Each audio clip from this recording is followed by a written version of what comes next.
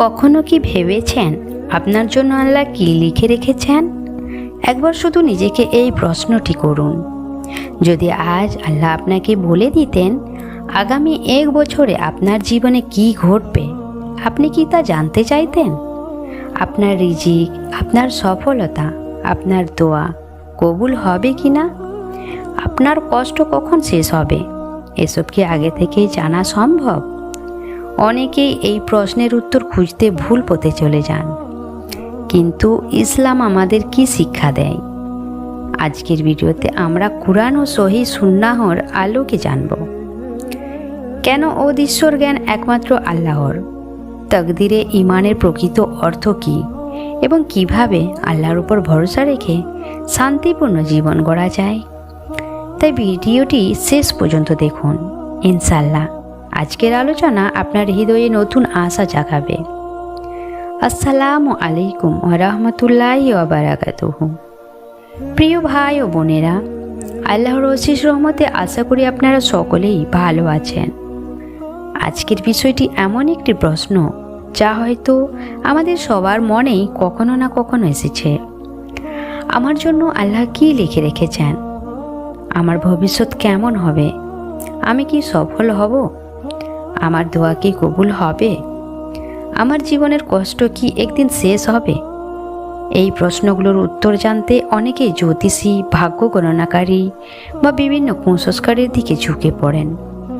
কিন্তু একজন মুমিন জানেন অদৃশ্যর জ্ঞান একমাত্র আল্লাহর কাছেই। আল্লাহ তাআলা বলেন, আকাশমণ্ডলীয় পৃথিবীতে যা কিছু অদৃশ্য রয়েছে তার জ্ঞান একমাত্র আল্লাহর কাছেই।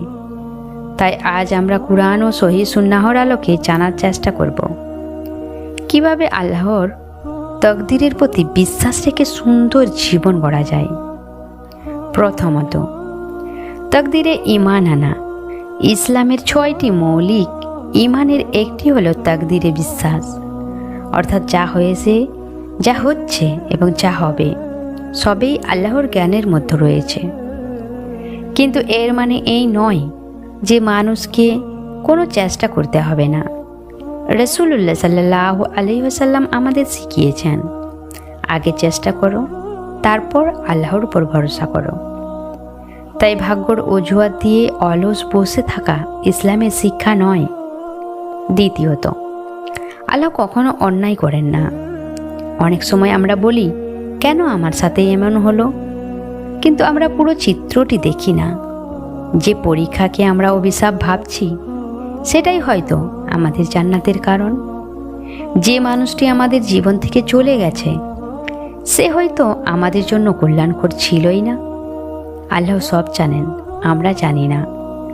তৃতীয়ত, দোয়া তাকদীর পরিবর্তনের একটি মাধ্যম।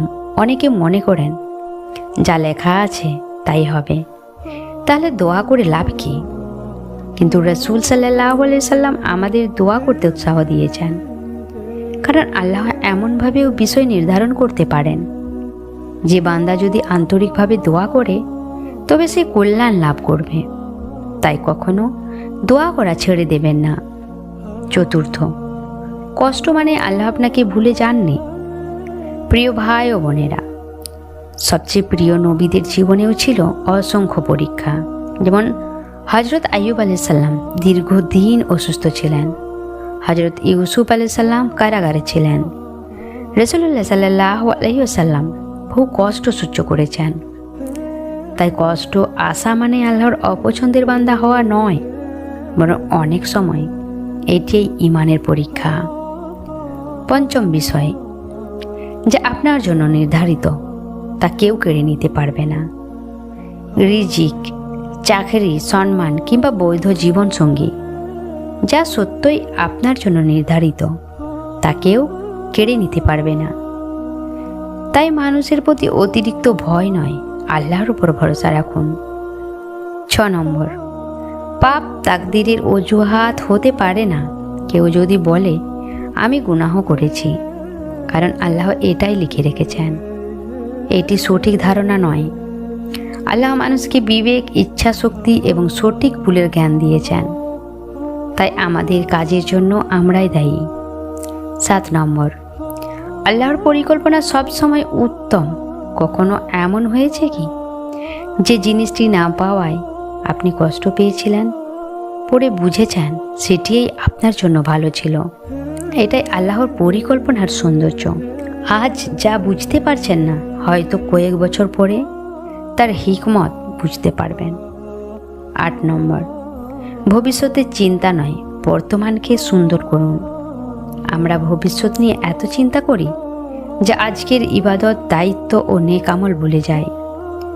আজ যদি আপনি আল্লাহর আনুগত্য করেন, তাহলে আগামীকাল নিয়ে অতিরিক্ত ভয়ের প্রয়োজন নেই। 9 নম্বর, সবসময় ভালো আশা রাখুন। আল্লাহর রহমত থেকে নিরাশ হওয়া একজন মুমিনের বৈশিষ্ট্য নয়।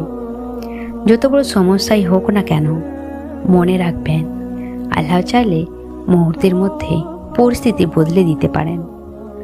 10 নম্বর, প্রতিদিন এই আমলগুলো করুন। 5 ওয়াক্ত সালাত সময় মতো আদায় করুন। প্রতিদিন কুরআন তিলাওয়াত করুন। বেশি বেশি ইস্তেগফার করুন। আল্লাহর কাছে আন্তরিকভাবে দোয়া করুন। মানুষের হক নষ্ট করবেন না। হালাল উপার্জনের চেষ্টা করুন। ধৈর্য ও তাওয়াক্কুল অবলম্বন করুন। এই আমলগুলো আপনার জীবনকে বরকতময় করতে সাহায্য করবে ইনশাআল্লাহ। প্রিয় ভাই ও বোনেরা, হয়তো আপনি জানেন না আগামীকাল কি হবে, কিন্তু একটি বিষয় নিশ্চিত, যদি আপনি আল্লাহকে আঁকড়ে ধরেন, তাহলে তিনি আপনাকে কখনো একা ছেড়ে দেবেন না। তাই ভবিষ্যৎ জানার চেষ্টা নয়, বরং এমন জীবন গড়ুন যাতে আল্লাহ আপনার উপর সন্তুষ্ট হন। প্রিয় ভাই ও বোনেরা, মনে রাখবেন, আমরা জানি না আগামীকাল আমাদের জন্য কি অপেক্ষা করছে, কিন্তু আমরা জানি আল্লাহ তার বান্দার প্রতি পরম দয়ালু ও প্রজ্ঞাময়। তাই অজানা ভবিষ্যৎ নিয়ে ভয় নয়, নেক আমল, আন্তরিক দোয়া এবং আল্লাহর উপর পূর্ণ তাওয়াক্কুল নিয়ে জীবন কাটান। আসুন আমরা সবাই আল্লাহর কাছে দোয়া করি, হে আল্লাহ, আমাদের জন্য যা কল্যাণকর তাই আমাদের তকদিরে লিখে দিন। আমাদের ঈমানকে দৃঢ় করুন, গুনাহ মাফ করুন এবং দুনিয়া ও আখিরাতের উত্তম জীবন দান করুন। আমিন।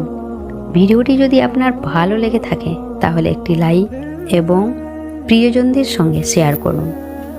এরকম ইসলামিক ভিডিও চ্যানেলটিকে সাবস্ক্রাইব। আসসালামু আলাইকুম ওয়া রাহমাতুল্লাহি ওয়া বারাকাতুহু। এখানে ইচ্ছাকৃতভাবে এমন কোনো দাবি করা হয়নি যে আল্লাহ আপনার জন্য কি লিখে রেখেছেন ইচ্ছাকৃতভাবে তা মানুষ নিশ্চিতভাবে জানতে পারে। এটি কুরআন ও সুন্নাহর সঙ্গে সামঞ্জস্য রেখে তাকদীর, তাওয়াক্কুল, দোয়া ও নেক আমলের গুরুত্ব তুলে ধরেছে। তা মানুষ নিশ্চিতভাবে জানতে পারে। এটি কুরআন ও সুন্নাহর সঙ্গে সামঞ্জস্য রেখে তাকদীর, তাওয়াক্কুল, দোয়া ও নেক